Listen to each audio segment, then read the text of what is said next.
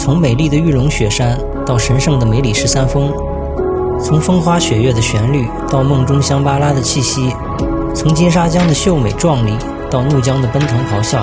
那边就是玉龙雪山，这是什么鬼？朋友们的阿巴雪山，香格里拉的纳帕海，即将消失的现场，这就是滇西以东。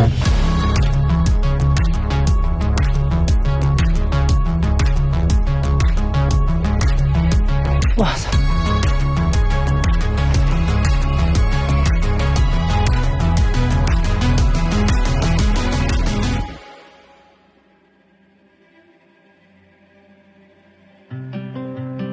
这是我们在大理待的第10天。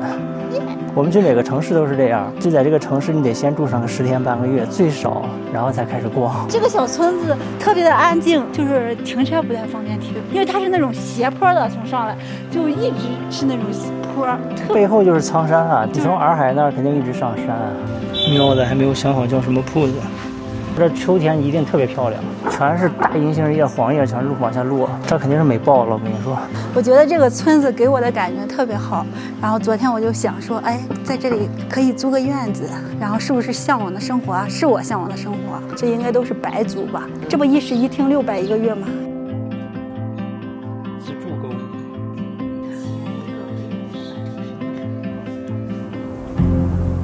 这里是风花雪月吹来的地方。是诗与远方停驻的地方，而当风起洱海时，云绕苍山中，这就是我们的第一站——大理。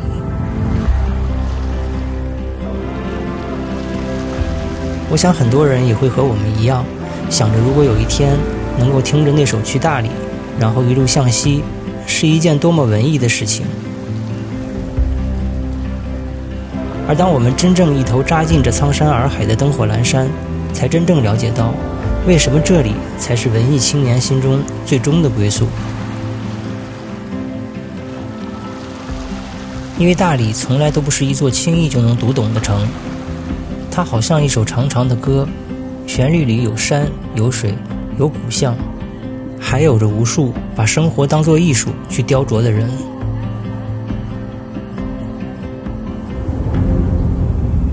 如果你来到这里，我希望你也看到这金色的麦田，然后静静地聆听这风的声音。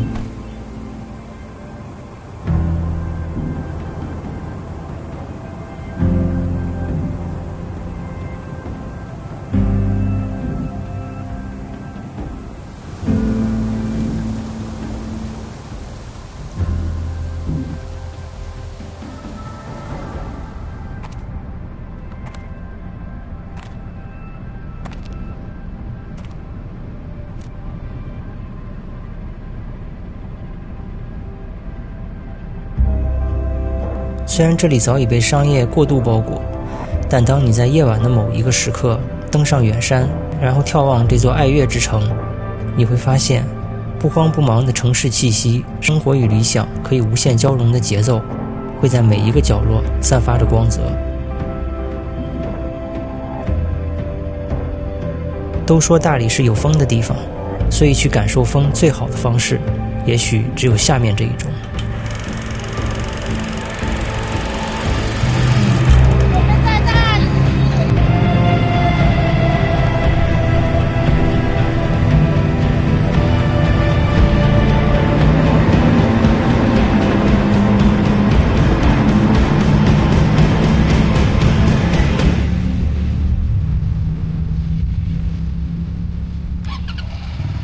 来，准备啊！来走。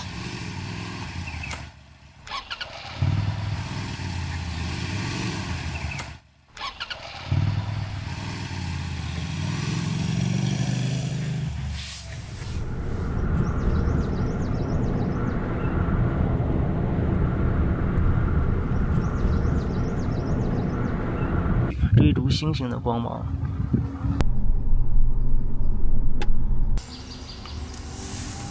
天文台这小镇里头好多这种涂鸦呀、涂鸦壁画，对，都挺好看的。不知道这开不开放？哎，大哥，您知道他这个天文台不开放是吗？哎，不知道没这个问一下你那边帮。您是这儿的人吗？不是，您不是啊？您是来这儿玩的呀？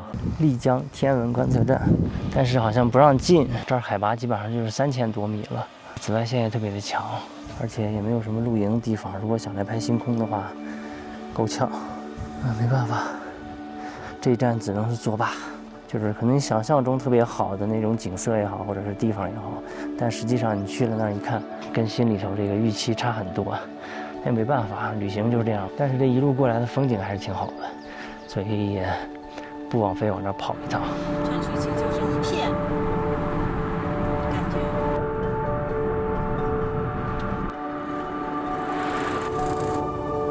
本来想在丽江天文台拍摄星空的我们，由于天文台没有开放，所以只能放弃。但高美谷这座高山上的小村庄却带给了我们另外的惊喜。连绵起伏的群山被分割出无数的色块，富含铁铝矿物的红色土地，地面上忙碌的播种者，风景依然只在路上。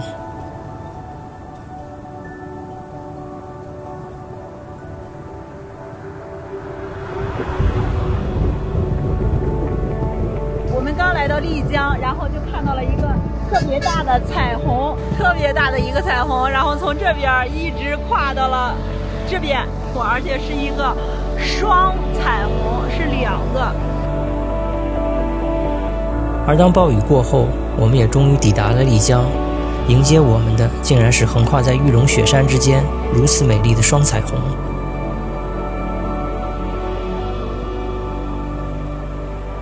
现在就是玉湖村，然后刚才我们去龙女湖那儿拍了拍，但是龙女湖说实话稍微有点坑，但是玉湖村里头还不错。那边就是玉龙雪山，但是现在因为雾气比较大，有云，所以说看不太清。那会儿已经漏了一点，现在又要开始漏第2轮。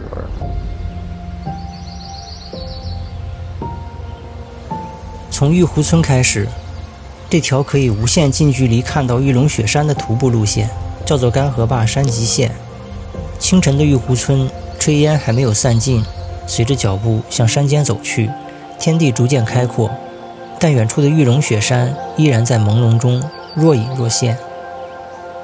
在城市里牛马当惯了，那你就去徒步吧，一途一个不吱声，一途一个不吱声。真男人必会尾不色，小心马打。马吧特别多，我们和马走的都是一样的路，所以这条路又叫做牛马之路。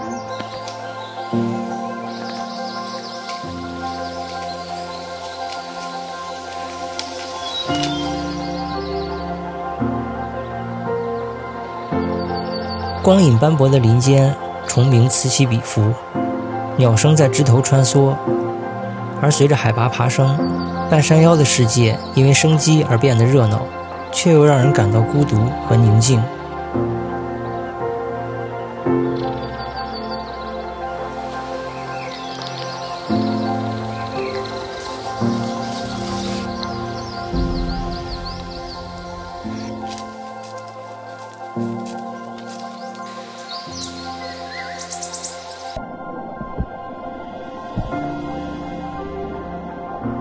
我看呢，那边已经天晴了，但是这边还是阴着，只能听到风声啊、鸟叫的声音呀，还有流水的声音呀，能让自己安静下来。来，加油，往上走。下午这个天，不知道能不能晴，你能看见吗？一个拐角就看到玉龙了，云散的差不多了，基本上能看到整个山的轮廓了，可能尖尖还没露出来而已。然后越靠近它，这种压迫感就是越来越强。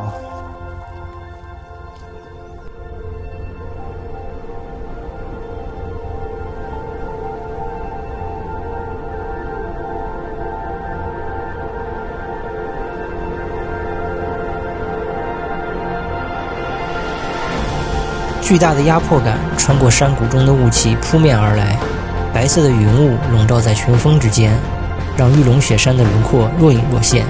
这种感觉无法用简单的文字去描述，只有你身处其中才能深切感受。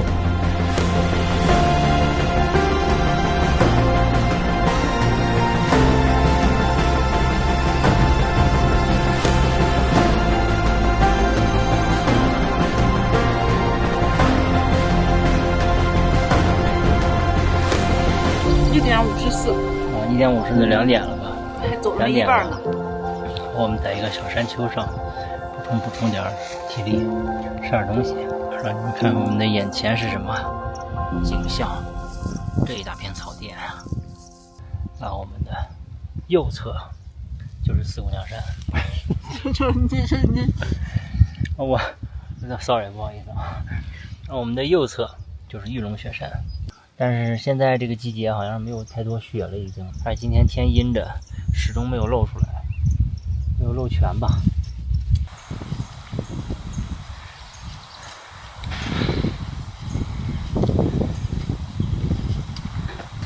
现在我们穿的这片林子又成了这个样子的，跟刚才的样子完全不一样了。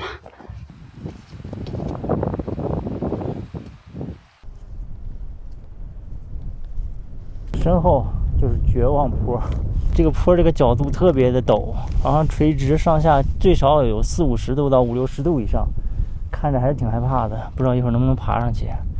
应该爬到最上面那个垭口那儿就对了。哇，还是比较有难度的。走，一直到最上面这个垭口。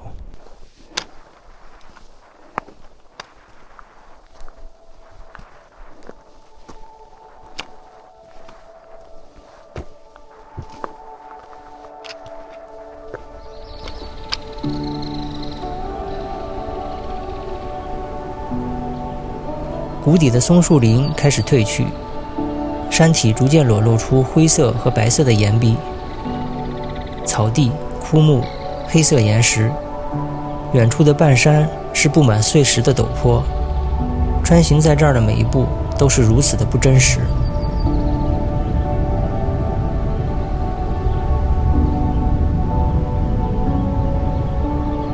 真的就跟蚂蚁一样，不知道你们能不能看得见。放大，再放大，看到没有？所以人在大自然面前是多么的渺小啊！哇！快跑！这有人类不适合你生存，快走！马上就要到达这个最高点了。这个路是越来越离谱，果然就是绝望坡。3、2、1，走你！哇！现在3000，海拔3400米，很难想象我们刚才是从那个位置，就是有草的这个位置，然后翻过这个大流沙，然后从这个坡再慢慢往上走。那时候你一回望来时的路，你就感觉哇，你哪个徒步是有腿就行，哪个徒步都不是有腿就行。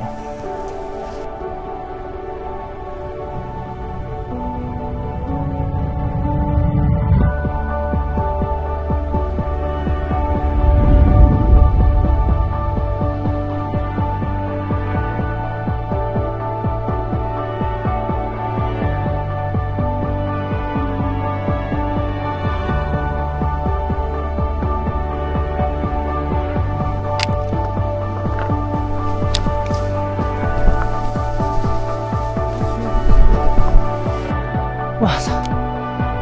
到顶了吗？当我们终于抵达最高点，随着风声呼啸，眼前的一切豁然开朗。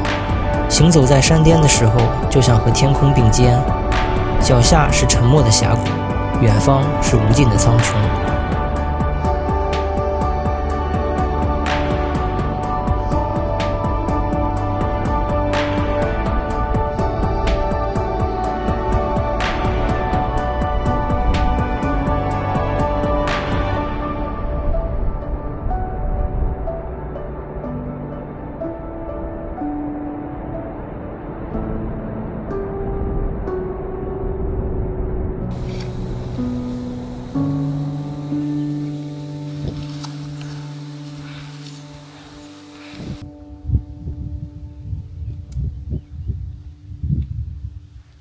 一不小心就发现又走错了。是，它这个路迹不是说不明显，而是说容易带偏。对，特别容易就把你带偏了，小心点啊！这有好多人切的，你看，乱七八糟，怎么切都有。从这儿走吧。不是往那个方向切吗？啊，大概就是左前方嘛。左前方。对。它有路迹，没事儿。它有路迹，虽然比较浅，但是能看出来有人走的。大概就这个方向，就往前切就行了。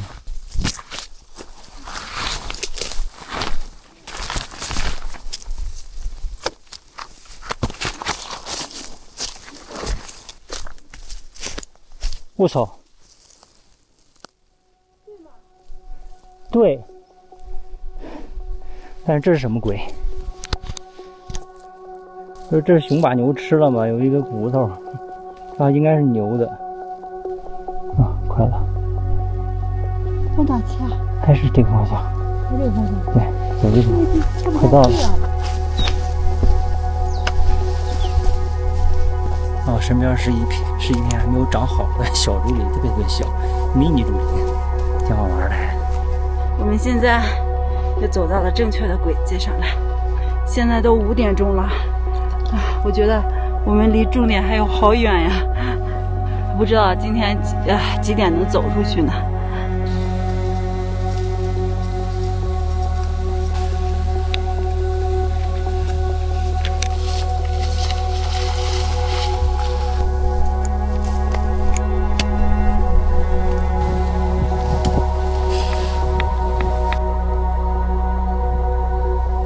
别顶我啊！我还不给你抢草吃。山脊线之所以称之为山脊线，就因为走的时候，右手边就是河谷，左手边就是玉龙雪山。加快速度，小穿越一圈。哇！在我们背后的就是玉龙雪山，这个角度看起来确实很壮观啊。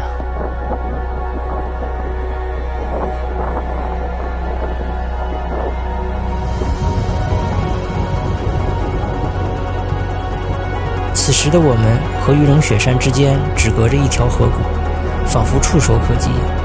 一条银白色的丝带从山谷间穿行，倾泻到眼前。虽然它依然朦胧，却足够震撼。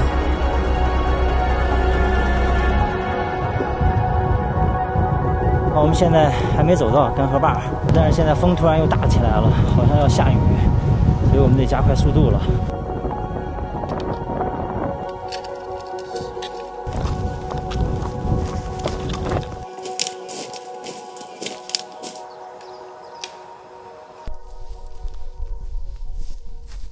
哇，这片像不像非洲大草原？我还说我后边没人了呢，我们后边还有人呢。你们后边还有人吗？没了，我们应该是最后一批进。应该是最后了吧？再晚就出不来了，他都。现在距离这叫干河坝1公里有没有？然后我们估计剩最后的6个人了。这个像那个非洲大草原。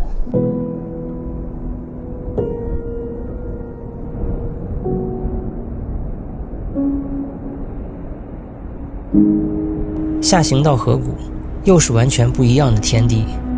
已经枯黄的草地，散落在河谷中的树木，布满碎石的河道，这一片开阔的河谷草甸，像极了非洲大草原，苍茫、辽阔、神秘。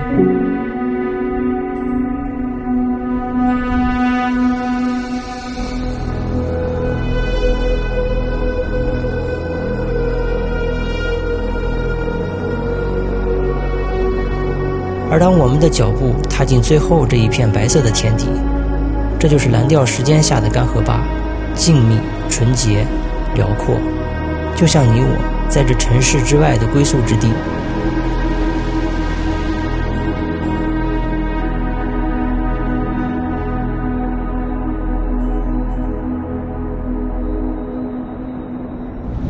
现在天空突然下开了雨。我们好不容易拍完了，能这么走，因为这样的话是顺风，会不会被吹烂？我们现在在的地方就是干河坝，特别神奇。然后它所有的土地全都是白色的，你看到吗？对。然后包括刚才那棵树，它都是白色的。由于时间太晚了，所以我们基本上只拍到了一个蓝调的干河坝，但是还是特别好看。如果是晴天或者什么时候来，我感觉应该会更好看。这儿果然有这个告示。我们现在还没走下去，都已经快9点了，还下着雨，然后也叫不着车。目前为止是叫不着车，这不给我停。那估计是他们的车。哎呀妈呀！我操！刚才他说小心点吧。上。哎呀！来。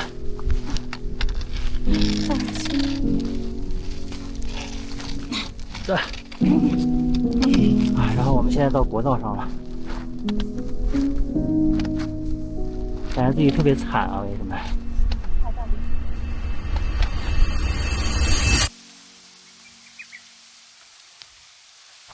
在干啥呢？猫。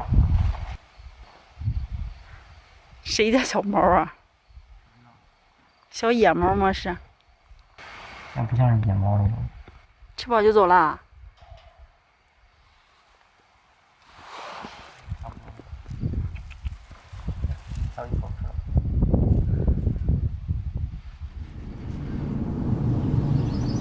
这条公路叫做虎乡公路，然后它还有另外一个名字叫做东环线。如果你要是从丽江到香格里拉，或者香格里拉到丽江的话，你导航别走高速，中间加一个洗脸盆垭口，然后那个垭口就是著名的阿布吉措的徒步线，一般都是那儿的起点和终点，然后加一个那个途经点。我们去年的云南那片里头，其实有一部分这个公路的镜头。据我自己说，这条路还是挺好看的，因为我走过。对，所以这次我们依然没有选择高速。这是玉龙雪山，这是金沙江，然后再往前一点是虎跳峡，然后右手边能看到那儿应该是玉龙，然后一会儿绕过去那儿，那边的话是左手边应该就是哈巴雪山，但是现在看不见哈巴雪山。我们一会儿就要沿着金沙江一路向北，去每个人心中的香格里拉。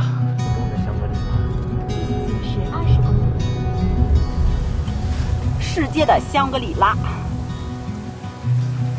从虎跳峡到香格里拉，有这样一条叫做虎乡公路的路线，也是一条绝美的风光大道。沿途的风光和虎跳峡高路徒步相比，也绝不逊色，让你可以不用徒步就能仰望哈巴雪山、玉龙雪山的壮美景色。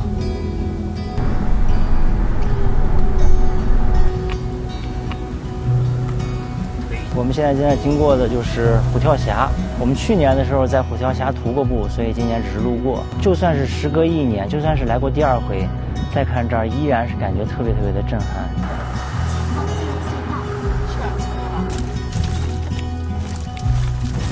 现在这个方向，左边是玉龙，右边是哈巴。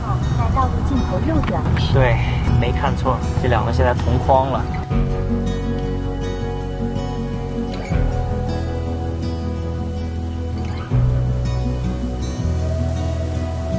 太阳就在上面这个位置往下照耀，对，这就是传说中的达利园效应，太好看了。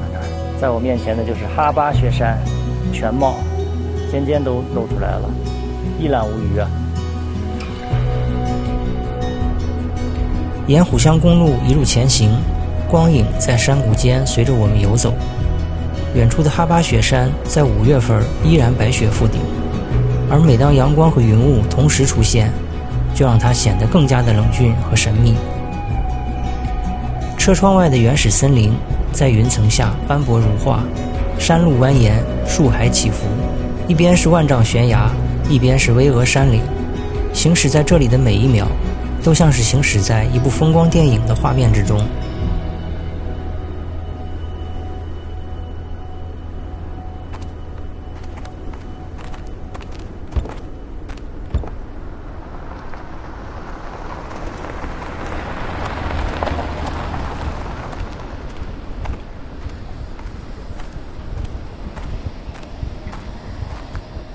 哇，我背后就是香格里拉的纳帕海。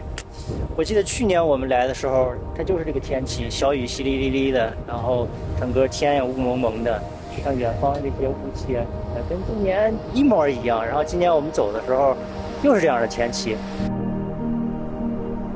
终于再次来到香格里拉，但也终究没能迎来一个晴朗的天气。对我们来说，纳帕海的草永远是黄绿相间，什卡雪山的融水也依然蜿蜒而下，汇聚到这片美丽的湿地，滋养着星星点点的骏马和牛羊。香格里拉似乎永远是这样小雨连绵的样子，而我想，这也许是最适合它的样子吧。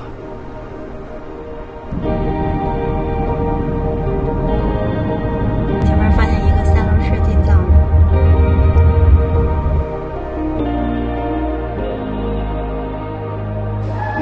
伴随着怒吼的金沙江，2次路过这里，2次都听到这嘹亮的冲锋号。那是一段悲壮的历史，我们从来都不缺身先士卒的勇士，而我们需要遗忘伤痛，但更应该铭记历史。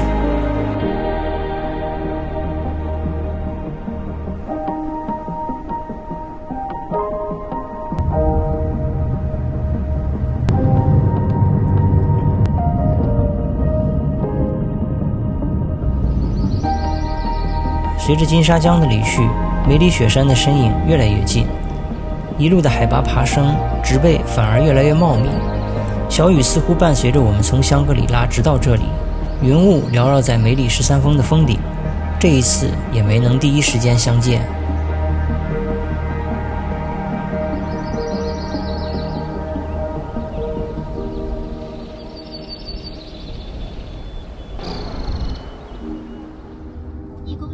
时隔1年，再次来到德钦，又多了一份唏嘘。因为地质灾害频发的原因，在不久的将来，德钦县将要全县搬迁，所以这里号称是一个即将消失的县城。人们常说，故乡是走多远都能回去的地方，但对这里的人们来说，不久的将来，可能故乡只能成为一个无法触及的地名而已了。我去年来这儿的时候，这还特别热闹呢，全都是人，今年就不知道人去哪儿了。说你们这儿是不是要搬了呀？县城是吧？啊，哦，搬到哪儿去啊？往下面，但不一定全会搬啊，部分山搬。20-30年之后了，在这里看不出来什么危险。对，往沟沟下去了以后，你山全部是这样，到处出水，这些啊，经常塌方，是不是？牢固。在我身后就是整个德钦县，它是在一个峡谷中，特别细长，所以它的地势也特别的不平稳。所以很多来这儿自驾的这个新手朋友，尤其是开手动挡的，会比较难受。即将消失的县城，但其实人家20年才会搬完，也就是说，20年，就算20年之后，也不一定会彻底搬完。所以，只是说慢慢搬。所以即将消失这个词儿用的并不准确，应该说未来可能会消失，并不是所有人都搬。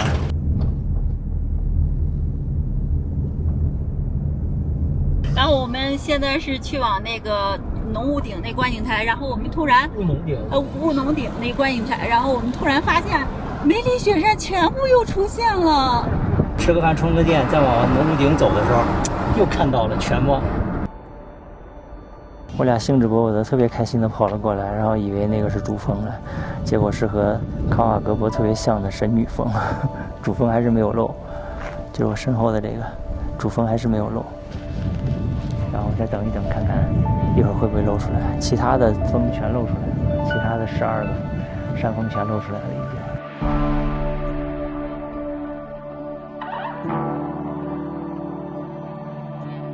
然后你在干什么？我在堆一个玛尼堆，祈祷卡瓦格博能够给面，给面子再让我们看一眼。哎，你看，真的要漏啊！对，就差一那个小尖了，好像是。就那个，你看拍那边这边，是不是？我靠，3分钟。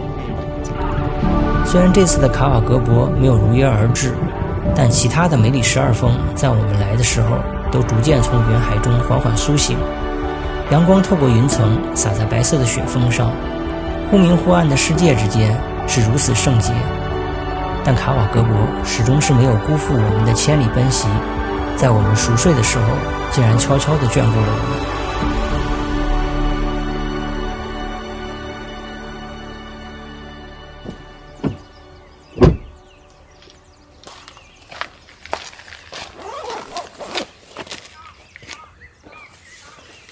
天越来越亮了，春车上已经开始被晕成这个红色云彩的效果了。昨天就是我们几个在这个小平台上露了营，然后那边还有好几辆车，还有2、3辆呢。那边现在是6点19，还有日出应该还有10分钟左右吧，不到10分钟了。后边已经有部分天开始红了，但是前面的云一点散的迹象都没有。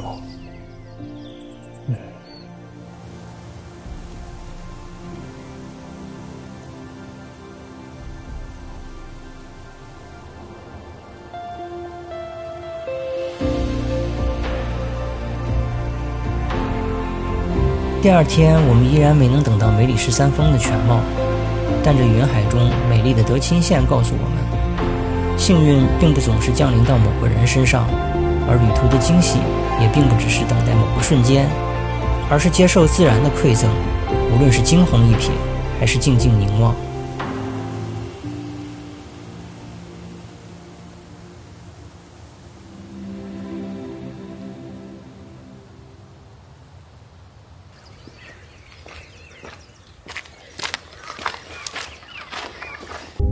朝拜的人，向梅里朝拜的人，虽然看不见神山，但是人家依然在朝拜，是吧？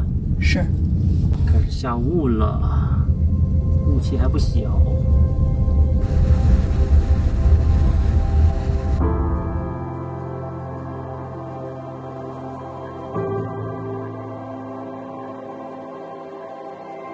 这是我们上德贡公路之后的第2段，头一段的话还是跟着澜沧江走。山还是光秃秃的，什么都没有，但是一过这个永志隧道，你看山上的树就特别多了，变成了郁郁葱葱的，特别有生机。就过了一个隧道，600米的隧道就完全不一样，这个景色。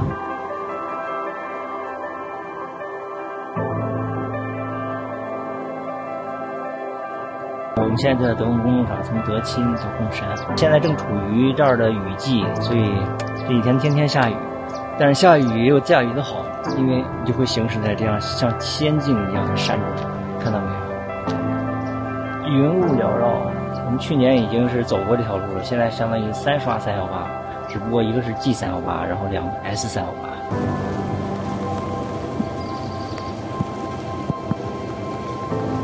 现在海拔快3000了，还在往上爬升，但是这边的景色真的是太美了。就是从刚才江这个位置，然后一路盘了上来，一路穿梭在云雾里头。现在还下着小雨，哎，这种感觉太棒了。